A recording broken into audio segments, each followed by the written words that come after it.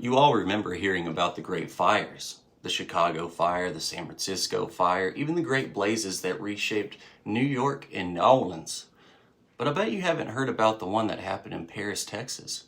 Yeah, it's a real place, out-of-staters. On March 21st, 1916, a fire ripped through Paris, Texas, leveling nearly half the town. Over 1,400 buildings across 260 acres were reduced to rubble. The flames devoured courthouses, jails, churches, schools, the post office, a movie theater, and nearly every business downtown. Or as the other narratives like to say, the business district. The fire was so intense, it could be seen from 40 miles away in Oklahoma, and was said to have cost the town between $6 to $8 million in damage. The official explanation?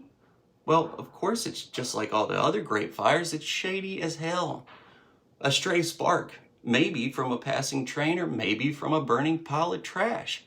Some accounts suggest that a truck driver, after leaving a warehouse, may have discarded a lit match, inadvertently igniting the dry grass.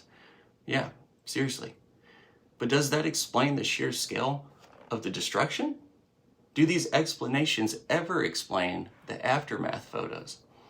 Fire alone is said to have completely demolished stone and granite buildings, turning them into heaps of rubble.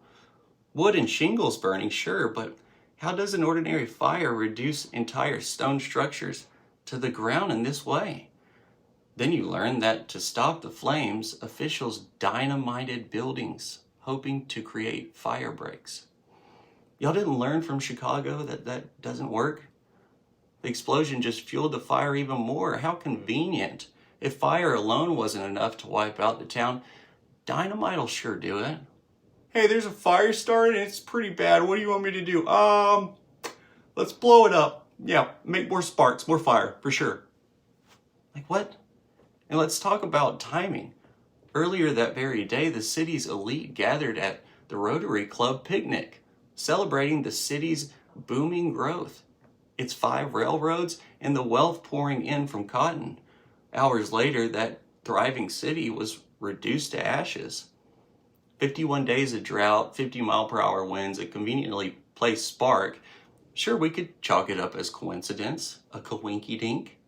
But how many of these great fires have this same pattern? The same pattern. Sudden, overwhelming destruction. No clear cause, and almost always a rapid rebuild with brand new architecture, supposedly. Now, here's the kicker. The 1916 fire wasn't even the first. Paris, Texas had been burning long before that. April 1st, 1877, one of the earliest major fires, wiped out 39 buildings in downtown Paris. Some claimed it started in a saloon, but just like in 1916, the exact cause was never determined. 1896 and 1911, 2 more fires struck Paris, continuing the trend. So I ask you, how can a fire wipe out a town in hours, leaving stone buildings in ruins? Was blowing things up really a tactic to stop the fire? Or was there just a lot of blowing up in these places for reasons we aren't told? I could make a video about the great fires we all know and have heard about, but that wouldn't prove the point. The point is, it wasn't just the major hubs of America.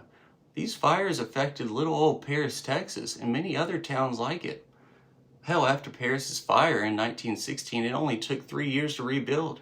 By 1919, Paris was not only restored, but thriving more than ever, with new businesses, homes, and public buildings, almost like it never happened. Did it happen the way we're told?